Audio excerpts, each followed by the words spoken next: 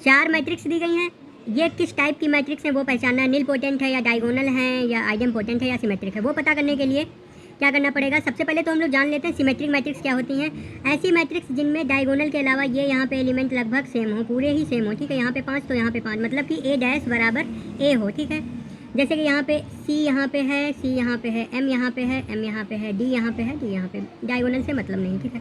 तो इसको सिमेट्रिक बोलते हैं, मतलब डैश करने पर फिर से वही प्राप्त हो जाएगा। डायगोनल मैट्रिक्स क्या होती है, जिनके डायगोनल के एलिमेंट को छोड़कर अन्य सभी एलिमेंट क्या हों, जीरो हों। देखिए ये मेन डायगोनल को छोड़कर अन्य सभी एलिमेंट क्या हैं, जीरो हैं, ठीक है।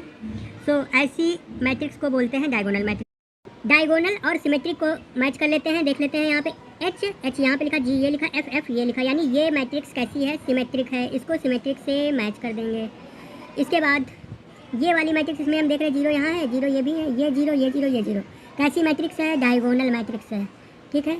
अब हमारे पास दो परिभाषाएं और पता होनी चाहिए, नील पोटेंट एंड आइडम पोटेंट। नील का मतलब होता है जीरो, और आइडम पोटेंट में भी देखेंगे अब क्या होती है परिभाषा। नील पोटेंट के लिए याद रखना है कि कोई भी एक ऐसी मैट्रिक्स दी गई हो, कितनी पावर करने पर वो हमें जीरो जीरो दे देगी। मतलब कि अगर हमारे पास एक मैट्रिक्स इस तरीके की है और इसकी गुणा 2 बार कराई तो हमें जीरो जीरो प्राप्त हो गया, मतलब ये 2 पावर की नील पोटेंट है।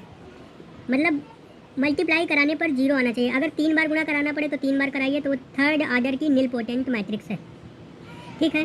तो आइडम पोटेंट भी एक इसी के साथ समझ लेते हैं। आइडम पोटेंट मैट्रिक्स क्या होती है, किसी मैट्रिक्स का स्क्वायर करने पर अगर खुद वही मैट्रिक्स मिल जाए तो वो आइडम पोटेंट होती है। तो अब जो दो विकल्प दिए गए हैं, ये दोनों, इनमें से एक का स्क्वायर करेंगे, अगर ए स्क्वायर करने पर ए आ जाए तो आइडम पोटेंट बोल देंगे। अगर ए स्क्वायर करने पर जीरो आ जाए तो हम लोग क्या बोल देंगे, नील पोटेंट। क्या बोल देंगे, नील पोटेंट। तो हमें स्क्वायर कर करके देखना है।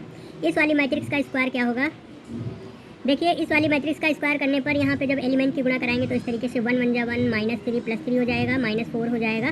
फिर इस वाली रो की गुणा इस वाले कॉलम के साथ यहाँ पे लिखेंगे, -3 -9 और ये माइनस माइनस प्लस का 12। तो ये घटाने पर जीरो आएगा, यहाँ पे भी जीरो आएगा। मतलब कि ये जो ए स्क्वायर कराने पर हमें 0 0 0 प्राप्त हो रहा है। तो ये कैसी मैट्रिक्स थी, नील पोटेंट मैट्रिक्स थी।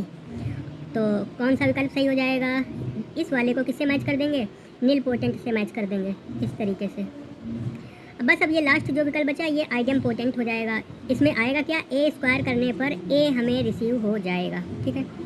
सो वीडियो लाइक कर दीजिए, चैनल सब्सक्राइब कर लीजिए। Thank you.